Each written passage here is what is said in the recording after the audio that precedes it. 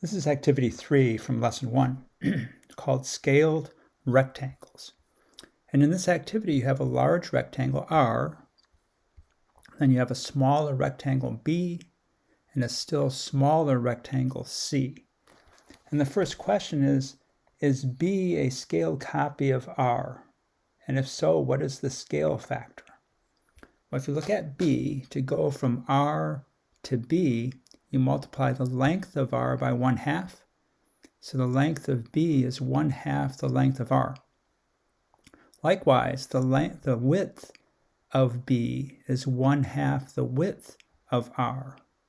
And since you're multiplying both lengths by the same factor, then B is a scaled copy of R. It is reduced by each length by 1/2.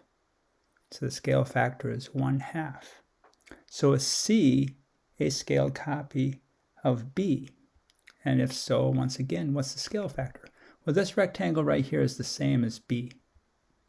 Just take B and translate it over here. It's the same rectangle. And you can see that the length is 1/3 the length of B.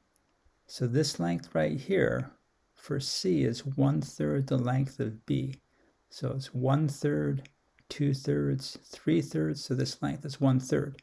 And the width is also 1/3 of the width of B. So this is 1/3, 2/3, 3/3. So this width is 1/3. So once again, this C is a scaled copy of B because each length, the length and the width, are both multiplied by the same scale factor, 1/3.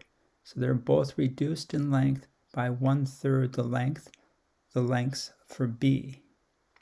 And then is C a scaled copy of R? Well, if that's true, then if C is a scaled copy of B and B is a scaled copy of R, then C is in fact a scaled copy of R. And the scale factor in that case is 1/6. That's right here. So 1/2 times 1/3 equals 1/6. And so what that means is that 6 of these lengths, 1, 2, 3, 4, 5, 6, will fit across the length for R, and 6 of these widths, 1, 2, 3, 4, 5, 6, will fit across the width for R. So R is scaled down. It's reduced in size, each length, by 1/6 the length of R to get to C.